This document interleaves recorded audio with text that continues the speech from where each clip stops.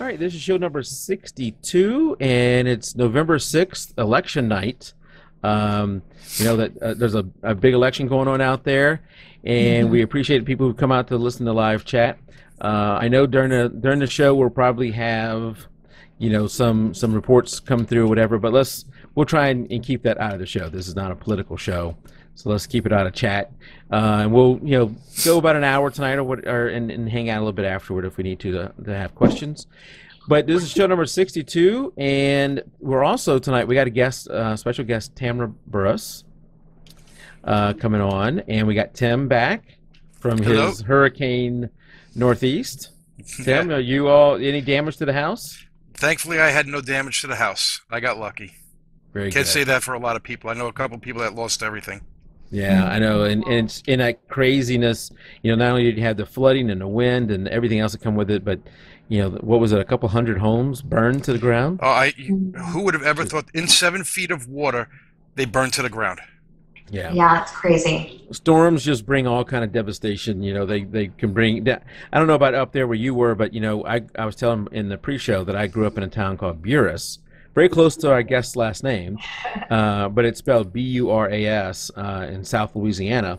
And when those storms came through, you also got tornadoes with them. So, thank God we don't have that here. Yeah. Storms are those kind of storms are extremely powerful, and you saw firsthand. And the country saw firsthand how damaged they are. So we're glad you didn't lose anything. We did miss you last week. We found out. Glad to be back. I'm horrible with show notes. But so with that, we have let's go over the normal stuff we go over each show. jpeg2RAW is a free weekly podcast where we have wonderful guests, and we also go over wonderful topics. Like a couple weeks ago, where Kathleen did a Lightroom tutorial. That was fun. We went like 2 hours, and then I think you gave away one of your presets in the Facebook group, right? Well, I did. Well, I actually haven't gotten it to anybody yet, but it's on my to-do list. Another benefit of being a member of the Facebook group, which I was going to announce that tonight we hit 600 members, and about an hour before the show, somebody left, so now we have 599. But we'll be back. We'll be back over 600 before you know it. And the other benefit of being in the Facebook group is not only do we have a lot of talented people in there that are willing to share. Like Kathleen gave away her preset, not to everybody, but to select a set number of people. You had to respond to her because she worked hard to build that. But we also do a monthly photo contest, and this month's contest for October was black and white. And let me see if I can. Did we have more than? Is this the most entries we've ever had? It is the most entries we've ever had. It felt like a lot of people entered this time. It was really awesome. We had some really great images to select from. No, it was nice really good. Having a variety. Yeah, and somebody just asked said something out in chat about the giveaway. So if y'all see behind me, there's the thing I can't pronounce very well, the Wacom tablet is gone. I shipped it off. I shipped that off. I shipped off the card reader. They're gone to the people who won the last giveaway. But I did get today. I got Michael Clark's book. Very good. The winner that we're going to announce tonight of the contest in our group will get this book. I'll send it off to Michael. He will sign it for that person. Michael's going to give us another one of these books. So the November winner will get another book. And I'm going to buy one for me personally. And if you are one of the first five, if you're one of the first five to email me and you send me the book before I send it to Michael Clark, I will send it along with mine and have him sign it, and then try and get, depending on how fast Michael can turn around. He is busy and travels a lot, but if he can turn it around pretty quick, I'll try to get him out to everybody before Christmas. And I'm limited to 5 because I'm going to have to pay for all the shipping personally, and I don't want to, spend, $1,000 in shipping. And guess what? We just had somebody join the group. So hey, there we go. There you go. 600. There we go. Woohoo, 600. So this month is October was black and white, and the idea behind it is to get a topic that maybe not everybody does, that you're going to have to go out and you're going to have to shoot that month, and it gets you out shooting. And what I was surprised about, I don't know if you guys were surprised about this, and for whatever reason this is not playing, is that most of the photos were people. I thought we'd have more, what do you call it? Places, Things? buildings, and things like that. See, I actually expected more people. You did? Yeah. The portrait. Yeah. So, Yeah. and what we have here, so normally what we do is we have the three top photos. And top photos are decided by the people in the Facebook group. They go out and they like the photos. So you have the whole month to get your photo into the contest. You then, about a week, a little bit less than a week, of voting by people. You can vote during the month on which one's your favorite. You can do more than one if you want, liking the photo. In the top 3, then the admins, the 4 admins, Kathleen, Tim, Gina Perry, and myself, will then vote on which one we like the most. This month, however, we had 4 of them, because there was 4 of them, or 3 of them that had the exact same vote count. So we ended up having For the likes, you mean? likes, yeah, number of likes. And once again, like we did for the other contests, the admins did not fully agree on the winner, which the way I look at that is not bad. Photography is an art. It's not a science. Mm-hmm. Everybody has their own opinion of what they like, what they dislike. And in this case, this just means that there's a lot of good photos there, and people had trouble deciding which one was their favorite, and that's good. I like that we did not have a unanimous vote. Not only did we not have a unanimous vote, we didn't have like a unanimous vote for second or anything like that. But we do have to decide on one winner, and we did a vote on which one was going to win, and the winner, like I said, will get this. We'll get their photo up. They'll get the book. We'll get their photo up on the Facebook group, and we'll get a $25 credit from Stacy Jensen's website. So, do y'all want to comment on any of these photos before we announce who won? I really liked all of them for different reasons. I mean, they were all so great.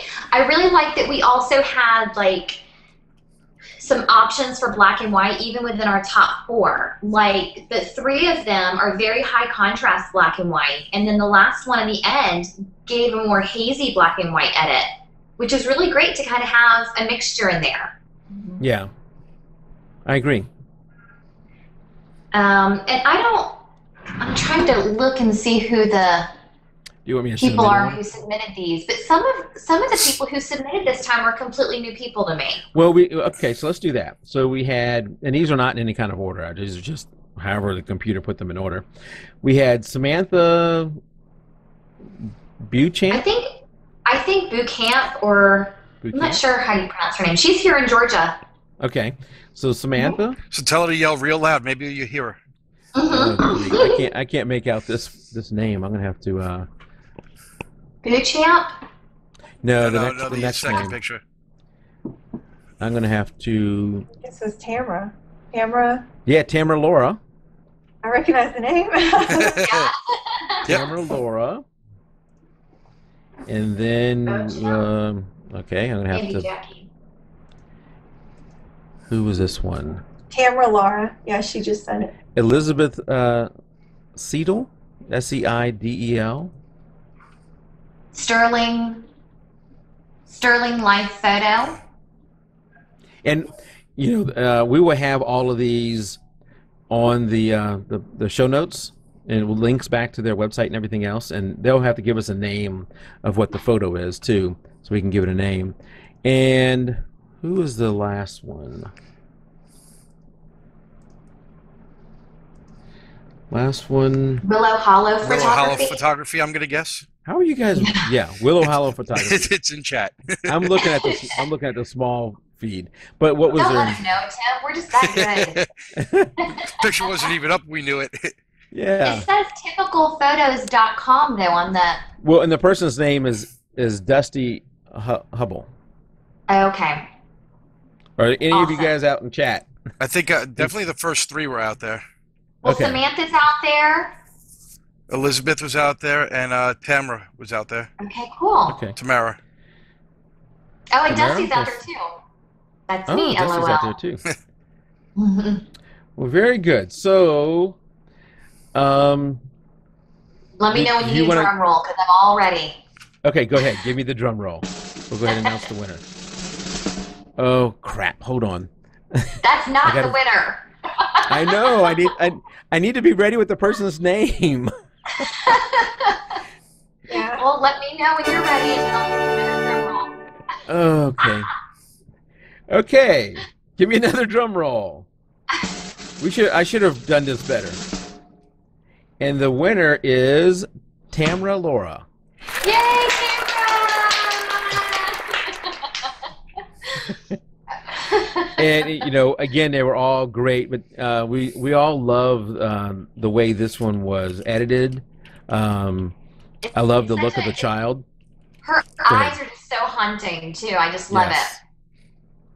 Yeah, I really love this one too.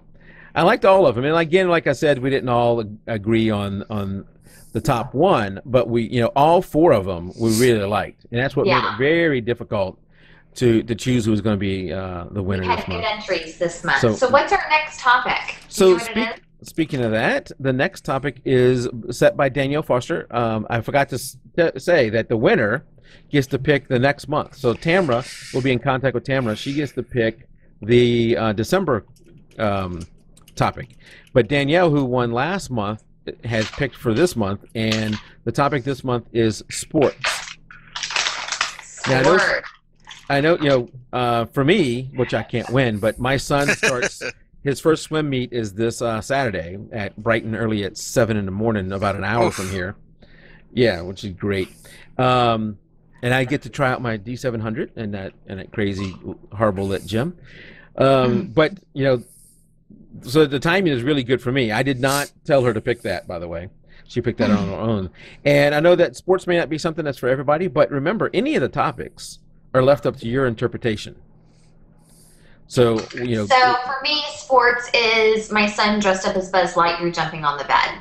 Sports. That's whatever sports means to you. You have a lot of liberty in what you want sports to mean to you. It's it could be anything. It could be a picture of a ball. It could be anything. That's where you have to get a little creative. And maybe it's good that it's not something you normally would shoot, because it makes you think a little bit more and think of doing something a little different than you normally would do. So again, congratulations to Tamara. Congratulations, Tamara. Which was just coincidental. Would not pick Tamara as the winner because Tamara. Yeah, because Tamara's our guest. We had Tammy last week, Tamara as our guest this week, and Tamara won the contest. It's not that common of a name either. No, it isn't. It's not. I have a niece named Tamara. Oh, really? Yeah. So, again, congratulations. We'll be in touch with all the winners, all the finalists. We'll put all your photos in the show notes with links to wherever you want us to put them, as long as they're tasteful links. And you need to give us a name for the photo, because internally we said standing girl, Superboy, baby in arms, and you may have a different name for them than that. I'll add it and put it up on the Facebook page soon, and then Stacy will be contacting you, Tamara, with the credit. And we thank Stacy for doing that each month. Yeah, it's really generous of her.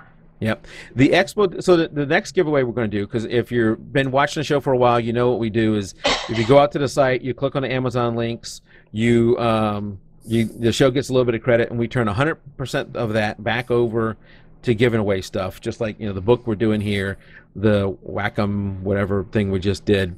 And the next thing voted on by the members of the Facebook group was an expo disc. So awesome. That's awesome. Yeah, and I was hoping that would come in today so I could hold it up in front of the camera, but I guess it's coming in tomorrow because I've already ordered it, and I'll have it for next week. Awesome. So I think that's everything we have. Oh, I do have, because everybody asks, every show we put it out on Facebook. We say, somebody says, I can't make it tonight, but I really wanted to see Tamara. Do y'all record this for us so we can see it later? And I guess if you're not here and you're listening to it, you already know we record it.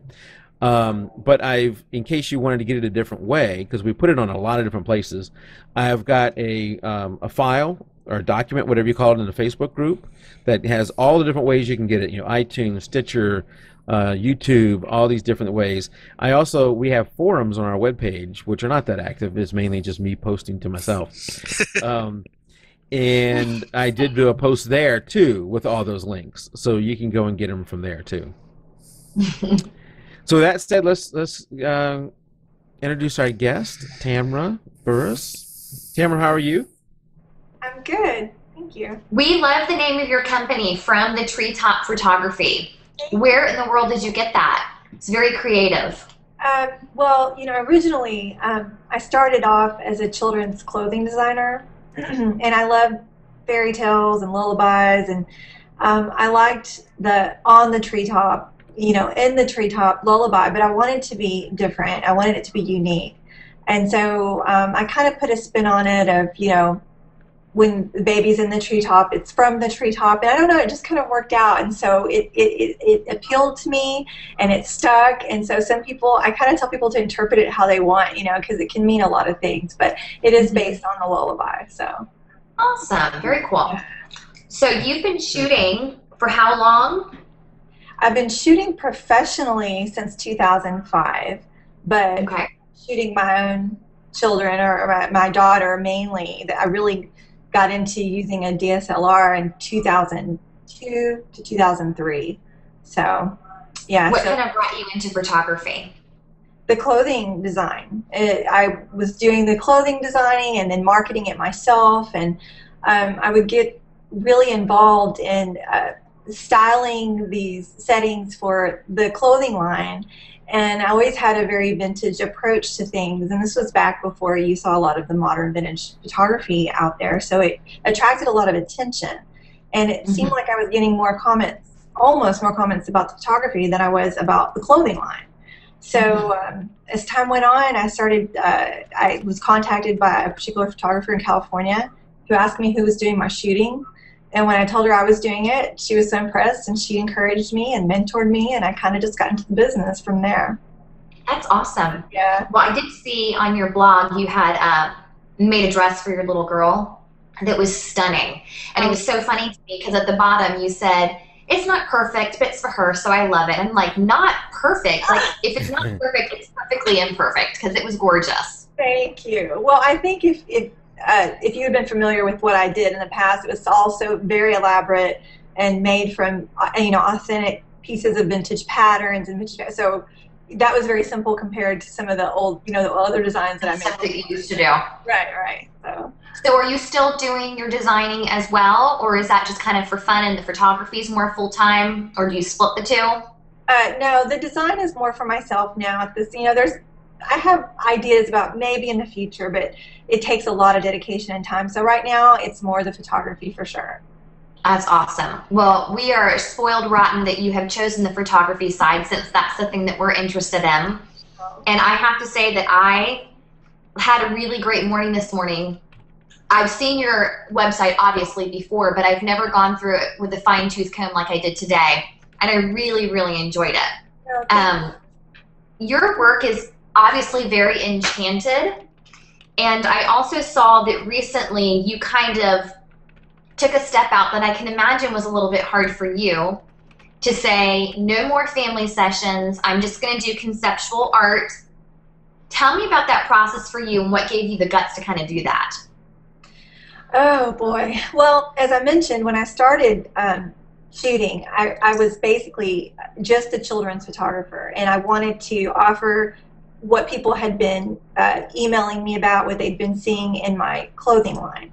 And so as I began shooting more and more and meeting more families, and they would ask me, oh, please, can you just consider doing a family session? And so I kind of gave in, because it's not that I don't enjoy family sessions, but I think that we all have an area that we're just gifted at.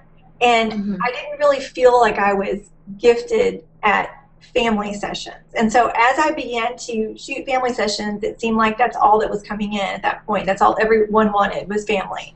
And I started looking at my work and missing some of what had set me apart to begin with. And so I just started going back and thinking, what is it that I really want to do here? What is it that my passion is? And I know what it is. So I stepped out. It was very, it was hard. And it was hard because I didn't want my families to take it personally. It has nothing to do with that. I just want to focus on what I know I'm best at, you know, and I'm definitely best at the enchanted type of work that, you know, you mentioned. So. Yeah. Oh, and I was looking through your featured work on your webpage, and I love them all in that list, but the Enchanted was my favorite. I love that one. Oh, thank you. And I don't know, I'll let Kathleen keep going, but at some point I'd like to talk a little bit about that one, about that shoot. Go ahead, Kathleen. Well, go ahead. Let's do it now. And, you know, with that one, I love the depth of field. I love the shallow depth of field, and then, you know, the editing that you did there, the colors just seem so rich. Do you do any special editing? Yeah, I do. I use a lot of layering, and I use textures in my edits, and so I do put a lot of, I mean, in some of my work I like to just have a very clean edit, but on a lot of it I do use a lot of layers and to kind of create some different effects. And is that and I'm pulling it up now so people can see a little bit on the webpage. But was this a paid shoot, or was this you hired a model to do this? This was something that it was a concept that I wanted to do. So it was something that was all for me, basically. Yeah, no, it looks good. Yeah. Her hair is unbelievable. I know, isn't it? It's just, she's stunning, and she's absolutely beautiful on the inside as well. She's so sweet. And so I had known her for a while, and she always wore her hair up. And one day she had it down, and I was like, okay, this is it. We have to do pictures. I'm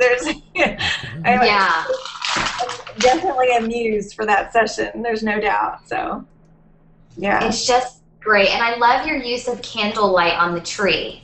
Oh, yeah, I'll get to that one in just a second. Did you do off-camera flash to be able to get that shot?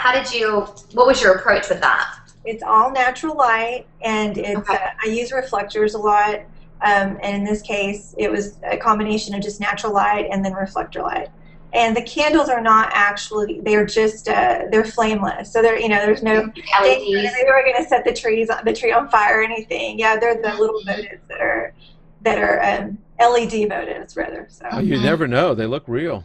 Yeah, well, thank you. It's a little bit of the editing as well there, you know, to really give them that glow. But and you know, I say this every show, but the quality that you're seeing through the chat doesn't do it justice. You really got to go to Tamara's website and see these photos. I mean, they're just absolutely gorgeous. And the one that you're talking about, Kathleen, with the candles on it, the colors just pop. Everything is just gorgeous about this photo. Yeah, it's beautiful. So, do you ever use any off-camera flash, or is it always? Okay, because there's one picture that is a conundrum to me, and how you did it without off-camera flash, and that's the one of your maternity mama in her red sash. And the reason is because she's so well exposed, but you also have a gorgeous background. Is your background layered in that picture? No. Are we talking about the one where she just has the red fabric dress? Yes. Okay. No, that was actually at sunset, and so she was facing the sun, and it was on the lake, so the water also acted as a natural reflector. And so, no, that's all natural light. Yeah. It's beautiful. I don't know if I have that one. Beautiful. You didn't pull that one up? It's on her website, so if we don't have it on the show tonight, you guys need to go back and look at that one. I think it's this one right here, right? Is that the one you're speaking about? Is that the one? Right here. It's coming up, Mike, right there. That's the one. I think we're at different delays. Yes, is that the one I have pulled up now? Yeah, it's just amazing. Yeah, it was the softest part when the sun is setting, so she could face the sun directly, and it was just a really pretty. The light was just perfect. So yeah, there was no flash involved. Did you use a tilt shift lens, or is this after, like, blur that you did after?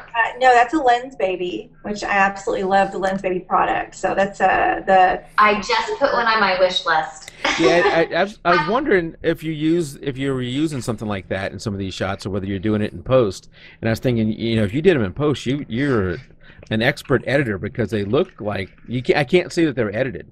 That looked like it was probably a Lens Baby done in camera to me. And a lot of them are. I mean, I do have a tilt shift you know, action in my action set, but that's not what this is. This is definitely Lens Baby, and I love Lens Baby. There's definitely an art to it, and there's a learning curve, but I just love it. I love working with Lens Baby products. Well, you do a beautiful job with it. Yeah, it was on my wish list for a while, and then I saw your stuff. I'm like, yeah, it just got bumped up to the top. Yeah, very cool. Okay, so here's a question that I was thinking as a photographer when I'm looking through your stuff. How much money do you spend on your props? Well, I mean, if we're talking about some of the costumes that you're seeing, or the wardrobe, because I sew, I have the luxury of just putting something together. So what would cost hundreds of dollars, I have the advantage of being able to do myself sometimes.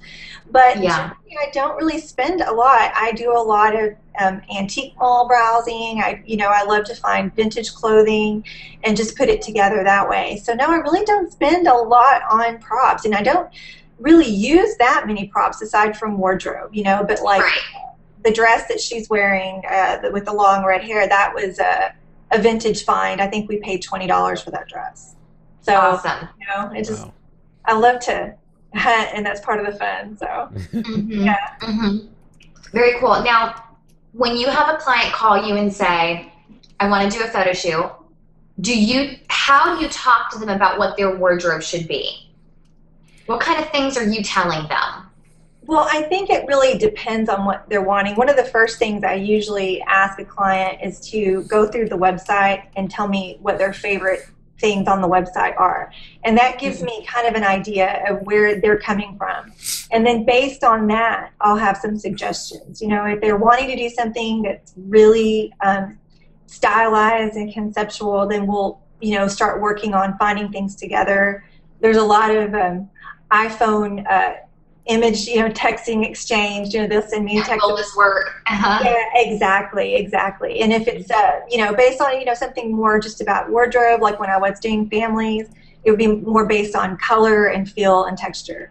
But yeah, I kind of asked them first, to tell me what it was about my work that got their attention, and that really helps me know where I'm going with the session. Yeah, that's smart. So I know, shooting families is not always my favorite. I've been very lucky this season to have some that were a lot of fun to do, but I don't always feel that way. Right. And I think the thing that bothers me the most is shoes. It's always their shoes that throw it off for me. It's like everything can be well put together, and all of a sudden they have shoes that are like from the 80s, or they're muddy or whatever, and it just throws the whole picture off. So a lot of times I have them take it off, but when it comes to the fall weather, you can't do that anymore. I know, that's tough. I mean, again, I try to stick with, I just tell them to kind of stay away from the, tennis shoe look and go for something more neutral. And it is hard though in the fall. I mean, I'm a big boot person, boots all the way around for everybody. Yeah. So yeah, definitely. Yeah, that's smart. Especially in the South, we can pull that off here. Yeah. Okay, so let's talk a little bit about the way your business is set up. Like when it comes to pricing, are you more of like a digital person, or do you do prints, or what's your focus on? Well, I recently just changed my whole business, the way I'm doing business, basically. I mean, in the past, I did, print, and I did have a digital package that they could purchase, but it included, it wasn't just one file at a time. It was a digital package. And, and so, I had about, I would say 75% of my clients would end up buying everything. They would want the whole digital package. And then the other people would get the mix of canvas and print. And so when I made the switch recently, I've just started offering, basically, it's just like a set package. It's like you hire me, and here's what you get, and here's what it's going to cost. And so it really, to me, has been very freeing, because clients, I do a lot of detail images that maybe aren't something that they would want to just frame huge on the wall, like of the little feet or the little toes or like the end of a ponytail. And they wanted that image, but it was hard to decide when they weren't choosing the digital files. And now they just get everything. And so I can feel free to storytell, knowing that they're getting everything. And when I'm editing, it's that beauty of knowing that all of these images are going to be cherished, and I'm not going to have to think, oh, they didn't pick that one or this one, you know. So it really works out great. I mean, I find that they're happy. My clients know what they're getting when they come into the, you know, to the agreement, and it's been working out really great. So that's, I mean, the package still involves some prints, but they do get their digital files. So that's awesome. Yeah. And I guess you would have to come to a point in your business where it says, keep clients or lose clients, doesn't matter, this is what's important to me, and so I'm going to choose to run my business this way. Exactly. Because I can imagine that in order for you to be able to give everything to your clients, it's, you know, it's not, you don't have like tiers where they can do a little bit of money, a middle bit of money, a little middle, or a lot of money. You know what I mean? Right. It's like you hire me and this is what it is. Take it or leave it. So that takes some guts to kind of step out there and say, I'm doing it. Well, and that's kind of what I decided when I wanted a very committed client. I wanted someone that was committed to the way I work, to my vision, to this, my style and my art, and then together, you know, work collaboratively as a collaboration to give them what they wanted. So I knew I needed a certain level of commitment from the client. And then, you know, rather than having somebody that just would come and say, well, I just want one really good picture, you know, and I just feel like I'm not that. And that's great, and there are photographers for all different, I mean, I'm not saying that's bad, but in my case, with the way I work, I just know what's best for me. So yeah, it was. You put too much into your sessions, pre-production wise, for them to only want to purchase one image. Exactly, and I was actually finding that when I would have someone come to me that had a preconceived idea of what they were going to spend, they would actually find themselves kind of anguished over wanting to do more because they hadn't expected to love all the pictures. So I find it's just better for both parties. So you walk in, you know exactly what you're getting yourself into. There's no surprises like, oh, I thought I could narrow it down to 15 pictures and now I want all 30 or whatever. Right. And I do give a lot of images. I mean, a typical session with me will render anywhere from, it's not unusual for them to have 100 images. I mean, and they're all, you know, edited, and it's just the way I work. So yeah, they get a lot, you know, in exchange. So that's awesome. Very good. The photo. Okay, I just have a technical question. Yes. Yeah. The one thing I hate about this photo thing is it doesn't pick up where the photo you just saw. So now I got to find it. This one. How did you even get the woman out there into the middle of the swamp? It looks like she was just placed there. I don't see. Because normally, like, if you walk out to a swamp, there's going to be mud tracks everywhere. Even her clothes look clean. Well, how did you do that? This is where, you know, there's a little bit of serendipity, you know, that works into the session. This is actually a lake, and this area where we stepped out was a very shallow part where the lake had, you know, well, the lake was kind of low, actually. And so the water was extremely still that day, and we just walked very slowly with her. I pulled up her wrap and stood her in the middle, waited for the water to settle, and then took the image. So she is in about, I don't know, it's probably 4 inches of water there. So it's not very deep. Does anybody ever walk by and wonder, what are you doing? Oh, yeah. I get that. But generally, I usually shoot in kind of remote locations so that we have privacy. Okay. Because, you know, that does make your client rather camera shy when they have an audience. So absolutely. Yeah. And, you know, my son wants me to take photos of him, but he wants to go somewhere where no one's going to see us doing it.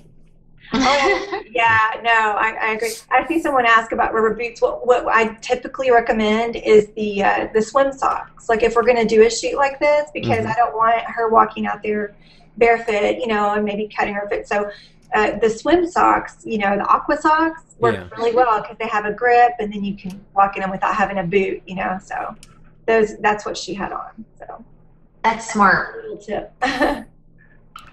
Okay. Very smart. Sorry to cut in, Kathleen. No. But that's the only way I'm going to get to say anything. That's it. And I'm just going to type away. Talk to us about what you do for white balance. Well, this is something that kind of blows people's minds a lot. But with my, I shoot raw, and so I used to really do the whole white balance, like trying to get it just right. And I finally discovered that with RAW, you know, white balance isn't really set in a RAW file. So I started just selecting auto white balance. And then, you know, when I import into Lightroom, I adjust whatever color temperature I want. And I found, at first I felt like guilty about doing it, like, oh, this is cheating or something, you know, but really and truly it gives my sessions a very uniform, consistent color throughout, because I'm not changing and worrying about, you know, because when light changes, so does your white balance. And it really has been something that allows me to concentrate more on my composition and shutter speed and everything else, and just kind of leave that for post. And it's not, you know, it's not about, you know, fixing everything in post, because I do believe in getting it right in camera, but because I'm a RAW shooter and it's not set anyway, the image doesn't suffer any degradation at all from doing it that way. So it just saves me some time. What I used to do the same thing, shoot auto, and what I've done is switch to a Kelvin temperature, because one of the things, and it could be different between cameras, one of the things I was seeing is when I was shooting soccer a lot, is that no change in the light, but my camera was slightly changing the white balance. When I'd shoot a series of a kid, like bam, bam, bam, bam, bam, it would slightly change the white balance between each one. And to get them look consistent, I'd have to now go and edit each one. And Lightroom makes that really easy, where I can edit a whole bunch of them all at once. Right. But that got me to switch. All right, I'm just going to go to 5600 or whatever it is, and then at least, you know, every single one of those shots have that same white balance. Yeah. And they're either all on or all off by the same amount. Right, I understand. And Kelvin is what I've used when I'm not doing that. I would use Kelvin as well. Yeah. So, yeah, but it's worked great. I mean, I feel like I'm getting exactly what I want from the color and the images. So. And well, we if you got a know question. what you're looking for, then you can do that. I struggle with staring at an image in Lightroom for 45 minutes saying, am I still a little bit too much on the magenta side, or should I go like 1 point green, or like 2 points up on the yellow? It's ridiculous. Like, it's just... But don't we all do that? I mean, I think we all do that. Even if I'm not setting it perfectly, it's once you, sometimes I have to walk away. It's like smelling too many perfumes at the perfume counter. Yes. Oh, God, give me some coffee beans. Right, exactly. Mike, you got that problem checking on too much perfume too, right? Yeah, I'm always smelling the perfume at the camera. Yeah. And we got a question out in chat about what camera and lens do you normally use? I shoot with a Nikon D700, and yes, I love it. I've shot both Canon and Nikon. I just particularly like how fast Nikon is. So I have the Nikon D700. I shoot a lot with the 50mm 1.4 and 85mm 1.8. I'm a prime lens girl, so those are pretty much the two I use all the time. And then I do have the Lens Baby, the Composer. But the 50 is on my camera most of the time. So. How often are you finding you're using that Lens Baby? You know, the Lens Baby isn't good if you're going to be shooting a lot of motion. You know, I find that it's better if it's somebody that will stand still, so maybe a toddler wouldn't be the best thing. And then, you know, sometimes it works because you want that kind of blur and whatever. But I try to pull it out every session when I have a moment. I'll be like, let me just show you. They all look at me because it's a very odd-looking lens. Yes. You know, this is a great lens. Let me just take a few shots. So I try to get a few shots, depending on the session, with it, at least, you know, 1 or 2 in there, just for me. I was going to ask you if you try to use that in every session. Yeah. And generally, how long do your sessions last, and how many images are you taking per session? Oh gosh, I guess it really depends, you know, because if it's a newborn, it's going to be a 4 hour, you know, 4 to 5 hour deal, and with a newborn, maybe 350 images. But if it's a toddler session, or, you know, siblings, it can be an hour and 15 minutes, and I'll shoot 600, you know, because they are moving so much. Yeah. Fast action, yeah. Yeah, exactly. Yep. Now, Cool. seniors, or like just, you know, individuals, usually about an hour and a half to 2 hours. I take my time and I shoot a lot, so. Okay. So I think you drew most of your edits in Photoshop, is that correct? Yes, that's correct. And then you sell Photoshop actions as well. Yes, I do. I just recently started doing that about, oh gosh, 6 months ago or so. What made you decide to try and add that to your business? Oh my gosh, I had been getting requests for actions since 2006, and I just didn't. I wasn't ready for it. I felt like I needed to learn more about, I was kind of a proponent of, well, an action doesn't fix your image. You have to, I felt like there was no quick fix. And, but the more I started working with actions and myself, because I used to hand edit everything, I never even made my own actions. And once I started making my own actions and seeing how they were helping me, that's when I decided, you know what, these are working. I really like them. I shared them with some friends and decided to, to see where it went, especially because the first set I made was the texture action. And I've always been an avid texture user, and everybody has commented, a lot of people would comment on my use of textures, and people are so intimidated by textures. So I thought I would show basically how I do it in an action. And so the action, that's what I designed it for. And even for me, it made it easier for me. I'm like, why didn't I do this for myself years ago? This action. Yeah.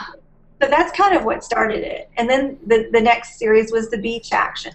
And because I noticed that with beach images, I had a certain way I edited to get the colors I wanted. Same thing. So kind of went from there, and it's been really great. I've had a lot of good feedback from it. So. That's awesome. Now, have you yourself, go ahead. I was just going to say, I had her page pulled up with the actions, and we'll put a link in the show notes for anybody who wants to go check them out, too. So we're showing a few of them here. Go ahead, Kathleen. Have you yourself taken any kind of Photoshop workshops with other photographers? Like, where does your training come from? I have not taken a single workshop. I never did. I just, there are people that I admire, but, time kept me from doing it. And I've always been kind of a self-taught girl. I taught myself how to sew. I never learned patterns.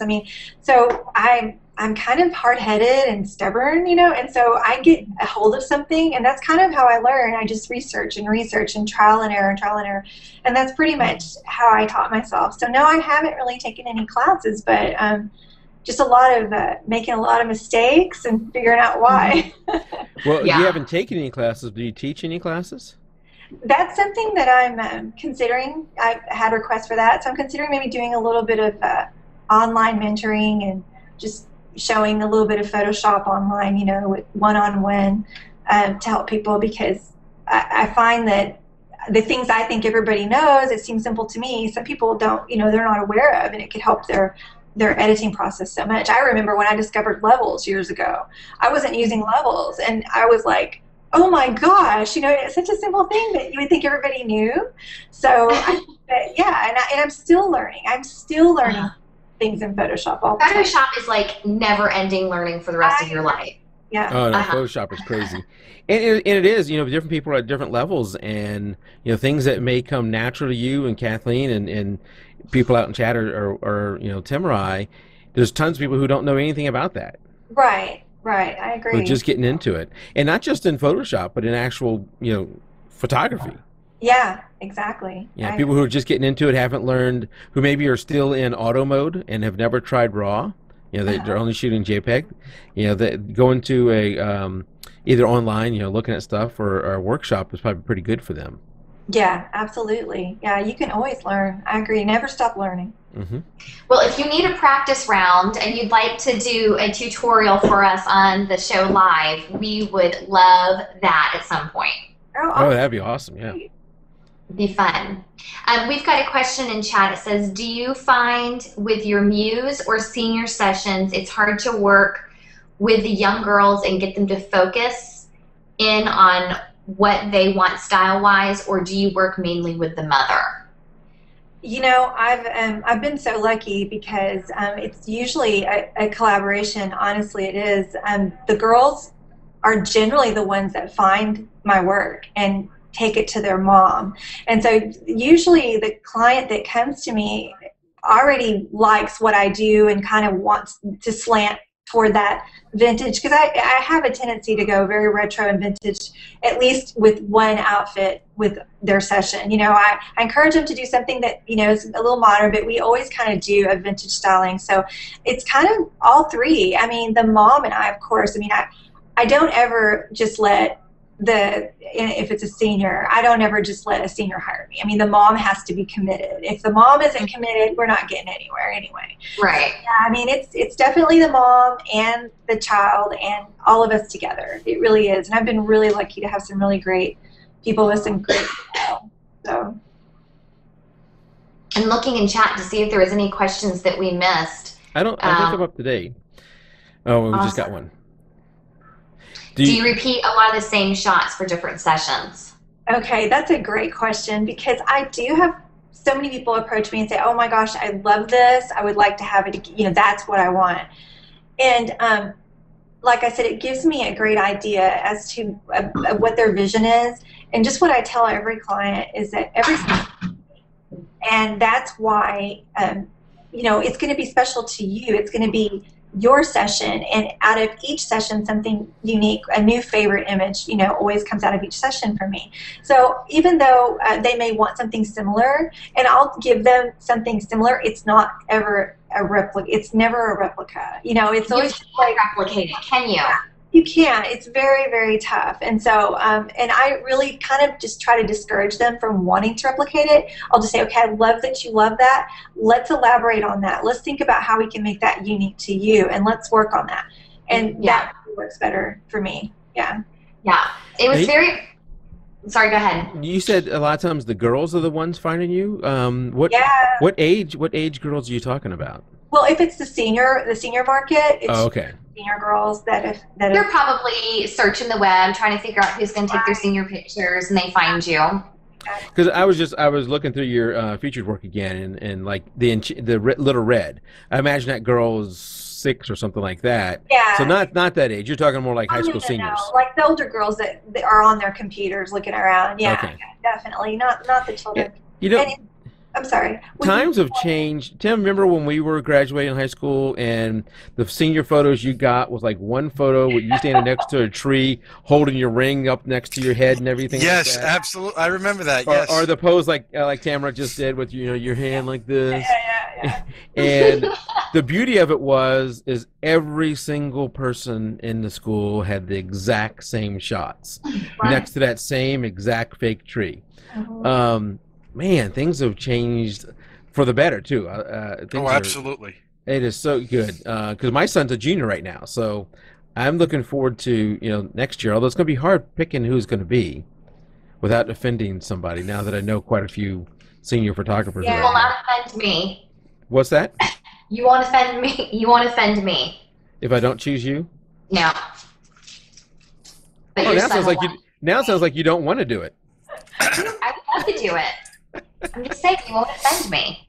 Oh, I know. In fact, if I do shoot your son's pictures, that means we have to meet, so I can't. Yeah.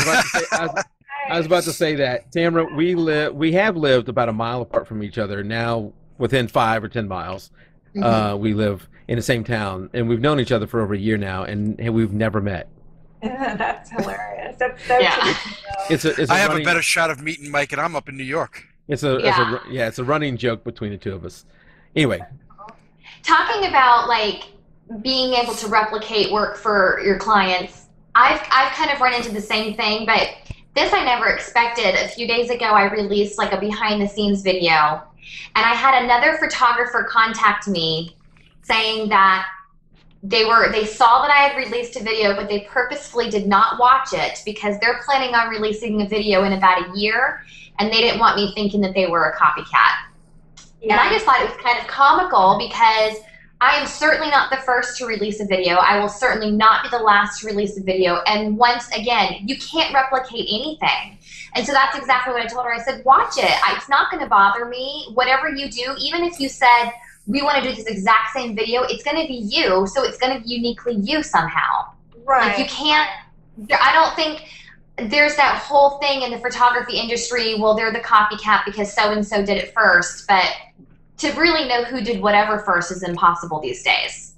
I just was a guest speaker on a forum talking about creativity, and this is the thing I think that a lot of people sabotage their own creativity because they get so they want to be inspired, so they look at all these other photographers' blogs and like their peers and their their competitors, and then they sabotage themselves because they're like, oh no, I was going to do that and now I can, or I was going to do this and now I can't. That, if we could all just kind of, I know we want to be inspired and be in a community, but I think sometimes photographers get so caught up on looking at everybody else's work that they lose their edge. And so I really encourage everyone to seek inspiration in different mediums besides just photography, or look at vintage photography, museums and paintings, and there's just so many other ways to be inspired. And then just do what comes from your heart, and what you're doing. I mean, there are people out there that try to copy, and it's kind of obvious. So if you know that you're trying your best to be original, don't worry about it. Right. Just create. Absolutely. We had another great question out there in chat. Speaking of people copying and doing that kind of thing, how do you, and this goes to both of you, Kathleen and to Tamara, because both of y'all do location shots. How do you feel about sharing your locations? Because some of those locations, they're right next to the road. You can drive up and anybody can see it. Other ones may be a little bit less obvious, that it took you a while to discover. How willing are you to share that with other local photographers? Well, I've had some really unfortunate experiences with location sharing where once you share with one person, it kind of goes like wildfire, and then the location is no longer available because so many people are coming and either, not picking up or tearing things down, or, so I personally, it's not that I'm trying to not be helpful, but it takes a lot of work to find locations, and sometimes you want to go and know that it's going to be available to you when you go. So it's not that I don't want to help a fellow photographer, it's just that, we are all in business, and sometimes you have a few little industry secrets for yourself. And it just has to do more with protecting the location than thinking someone's going to be able to replicate the work. It's just, I just want that location to be available. I think it's somewhat like a fisherman who has worked hard to find the best spots in a lake, and marked all those off. You don't want to just hand them off to someone who's not willing to do the work too. Right. So Kathleen, are you kind of the same? Oh, it's tough for me. I mean, I agree with Tamara totally, but it's a fine line because, I don't know. I struggle with it. That's what I'll say. I'll struggle. There's been times that I totally said, absolutely, this is where it is. Have at it. And there's been other times that I felt like, oh my gosh, this is like Pandora's box. If I open up this location, then it's going to be like the mall.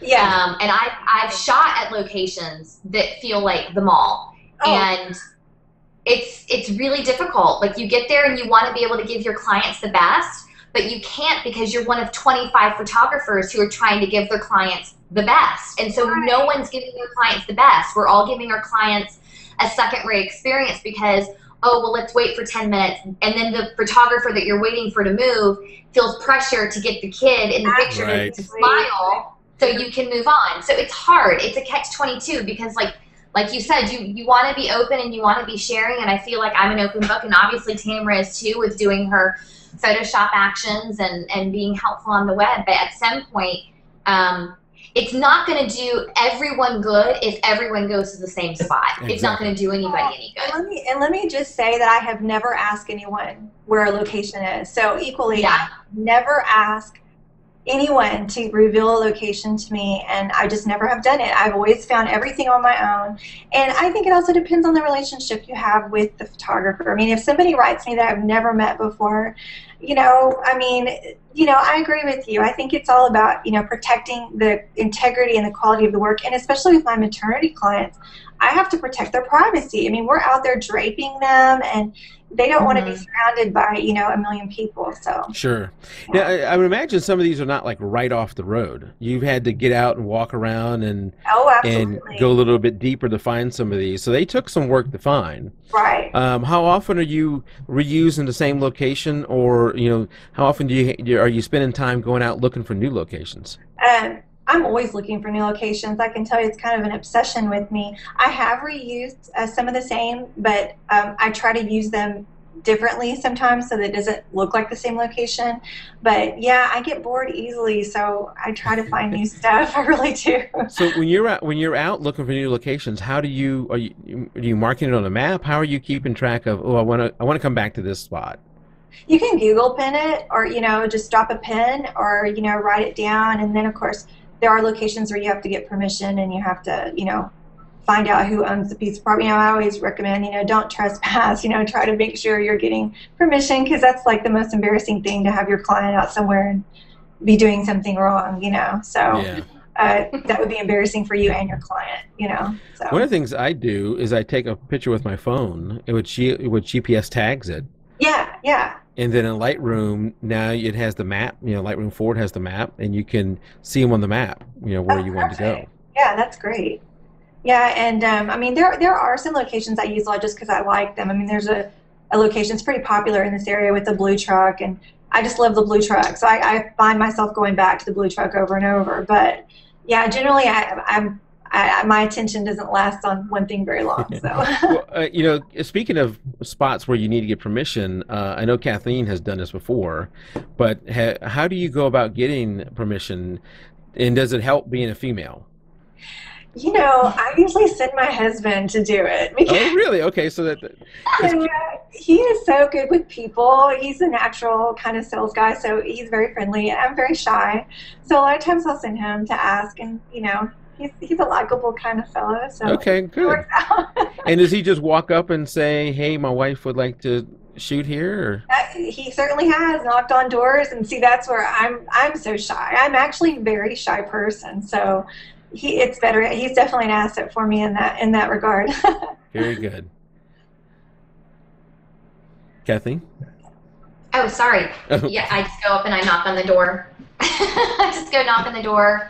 You have a beautiful spot. We want to take some pictures. This is when the shoot's going to be. Do you mind?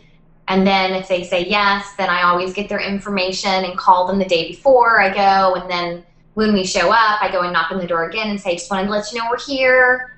We'll stay out of your way. And they're always very, no, do whatever you want. I've never had any problems. So you never had anybody turn you down or say, they want to charge you or anything like that? No. One time I did get locked in a place though. We had permission to shoot there, and good thing it was a girlfriend of mine and her husband.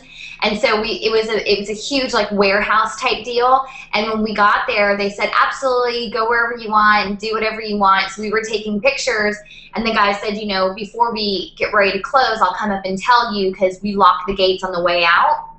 And so we were like, okay. And so then he walked up, he's like, all right, we're getting ready to lock up here in about 10 or 15 minutes. And we're like, okay. So we literally took, 2 shots, grabbed our stuff, and as we were walking out, the guy was locking us in the gate and left. Oh. Yeah. And so we were like, well, we're here. So we dropped the bags and we kept shooting, and then when it was time to leave, we jumped the fence. But we had permission to be there. He knew he was locking us in, so there was nothing we could do. I was just glad it wasn't clients with like a child, because then I'd be like, well, that's a barbed wire fence we're about to jump. Yeah. It was crazy.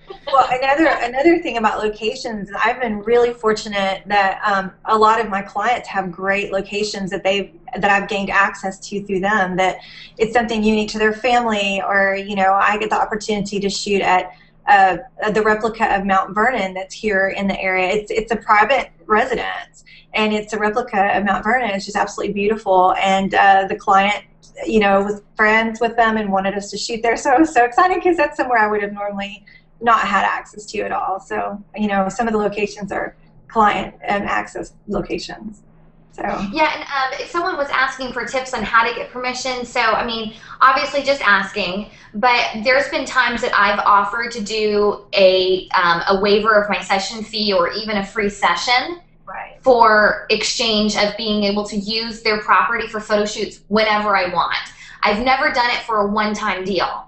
I always do it if I know there's going to be an ongoing relationship, and this is a place that I want to come back to often, and I feel like the people are really friendly and offering anyway, then I try and match their generosity with my generosity, and it goes over very well.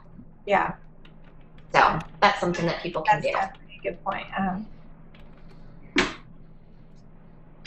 Yes. Okay. Sorry. I just posted out in chat to see if anybody had any other questions as we're getting close to the end of the show. I do thank everybody for coming out on a night that I know there's a lot of news distracting everybody. But don't worry, I'm sure that will still be going on when we're done here. I think Yeah. also, I don't know if I think I saw one about backlighting that we passed by. Oh, I missed that Oh, one. I missed that too. Well, talk to us about your backlight. I know that you released a free, is it still available on your Facebook site, the free Lightroom presets? No, it's not, but I'm actually updating it, and I'm going to re-release it for, as a giveaway, because I've had so many people inquiring about it recently, asking for it. So everyone needs to make sure you go to Tamara's Facebook page, like her page so you can start getting her stuff on the newsfeed. And she gave away some Lightroom presets that helped you gain back that oomph in your backlit images, because a lot of times they're so hazy, and then people try and do backlighting and they come out so hazy and they're not sure how to make them still pop, and so they give up on backlight.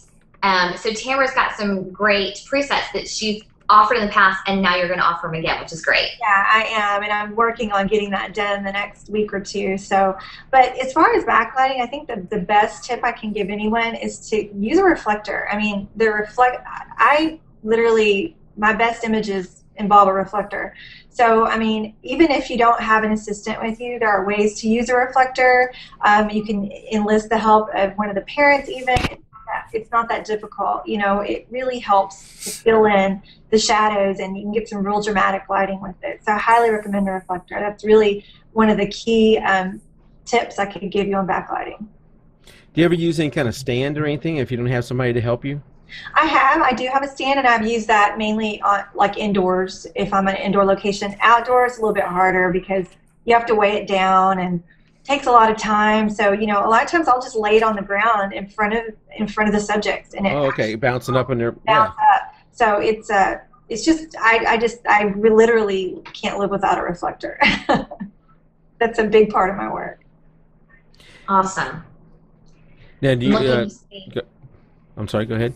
Someone in chat said reflector stands are cheap. Yeah, that's and I think Tammy Young is out there. Hey, Tammy. From last week. Yeah, she was our guest last week, Tamara. Oh, okay. Yeah. So you have to come back next week now. Yeah. Very cool. Right, yeah, I love using a reflector as well. And you're right. I mean, asking your client's mom or something to help you out, that's what I do 90% of the time. Can you hold this? Well, how do I hold it? Just like that. Yeah.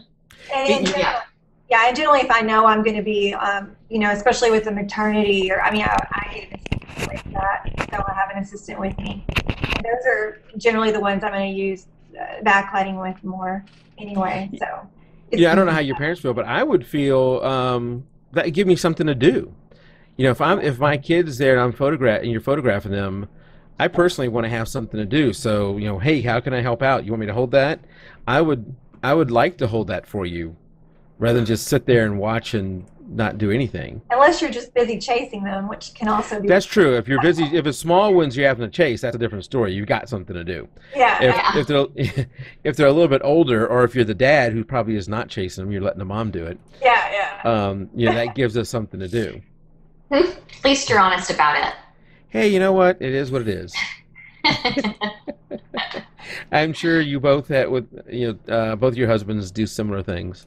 Oh yeah, my husband's like the person I like having at photo shoots the absolute least. He drives me insane at photo shoot.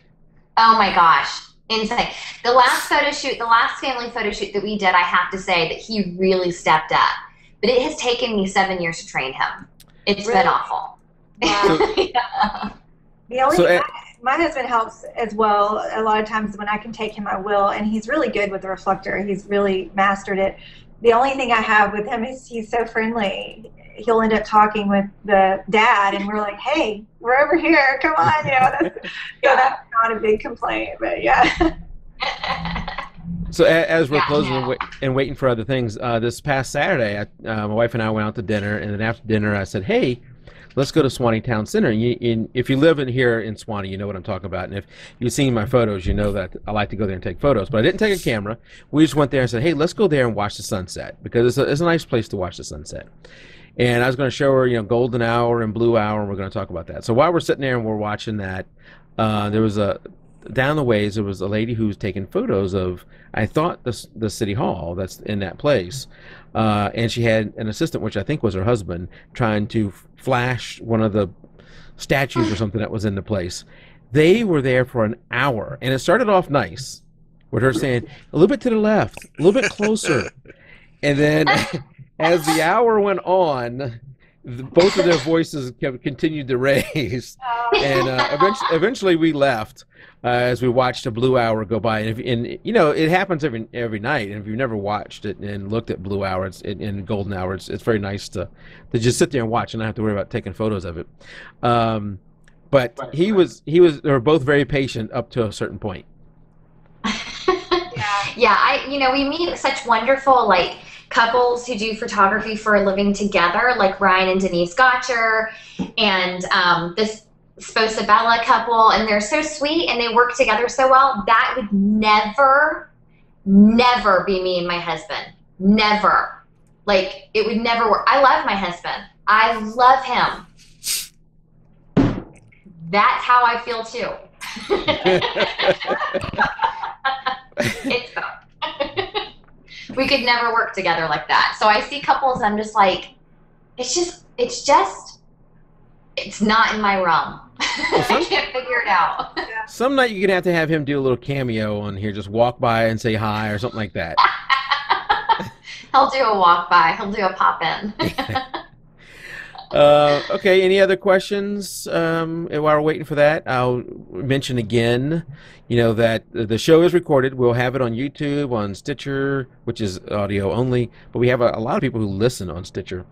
We have it on Facebook, Facebook, I guess, in a way, iTunes, on our webpage, and a lot of other places. I get it on my phone through BeyondPod, and you can get it on an Android phone, using other apps, or from your iPhone using an iPhone app.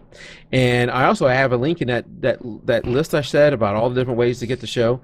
I have links to the top 5 Android apps for your phone, the top 5 iPhone apps for your phone to get podcasts from.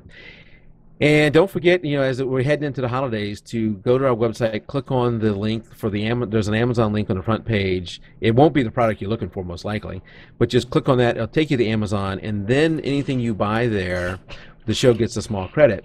And we turn 100% of that back into giving away items to our listeners, because none of us are in this for money. We're doing this to meet people like Tamara and to help out other photographers by giving this stuff away. So do that. It doesn't cost you anything extra. It doesn't. You won't notice anything extra. We don't know who it is that's buying certain things, so don't have any fear that way. And it's not just photography things. If you want to buy shirts or socks or DVDs, whatever, it all gives it credit. I actually just got my new Drobo and 4 external hard drives from there, so. That's right. I forgot to mention that. So, I preach on here all the time about backing up, and I've been working with Kathleen. We had the guys from the Average Guy podcast, the Home Tech podcast, come on here and talk to us about backing up. And we went on their show later that week. And we gave Kathleen several different ways to do it. And one of the things you've been working on is Crash Plan, which is offsite. And I don't know how that's coming. Hopefully that's going good. It's going great. Yeah, it's fine. And just recently you bought a Drobo and the hard drive to go in it. Yeah, excellent. I'm really excited to get it. Excellent. And I'm also going to upgrade the RAM on my iMac. So. Oh, that's the thing. We've been talking to Kathleen about the RAM, and I will tell you this: if you're buying a new computer, Mac, PC, doesn't matter, the minimum amount of RAM you need to be getting is 8 gig. I would highly recommend you go to 16, and if your motherboard... I'm going to go to 16. It's not expensive. It's cheap. No. If your motherboard can handle it, and this is, PC, Mac, or you have to find this out. If your motherboard can handle it, go all the way to 32, but, 16 would be the best bet if you can go, especially if you're doing video editing. You want to get as much as you can, but get 16 or 8 at a bare minimum 8 with that.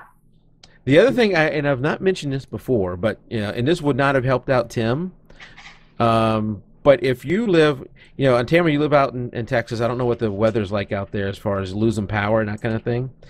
And I don't lose it that much here, but every once in a while you'll have a flicker.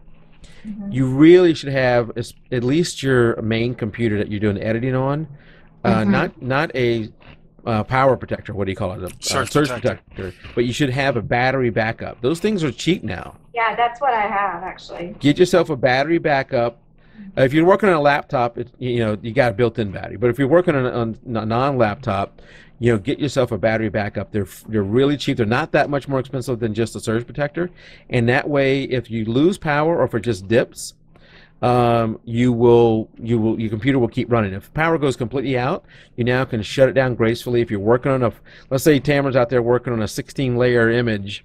Oh heavens! I can't imagine, you poor thing, if you would lose that. Yeah, I think Photoshop can do some auto save, but let's say you've done some work and you don't want to lose it. At least with a UPS, you'd have time to save it, close out Photoshop, shut down your computer before the UPS would would die off. Before your battery's going to give you at least, depending on which battery you get, 5-10 minutes at least. Right. And that's enough time to save your work and close down. Yeah, I have probably about 6 of them in my house. I have them for my TVs. I got it for all my computers. And of course, the other night we got power back, and then 1:30 in the morning the next night, beep beep. I'm running throughout the whole house, turning them off. Then 15 minutes later, of course, the power came back on. Yeah. Oh my goodness. So, but that little drop off also saves you, because you might get a little fluctuation in the electricity. The UPS will give you clean power to the computer also, so it actually protects the computer over time. That's true. Nice.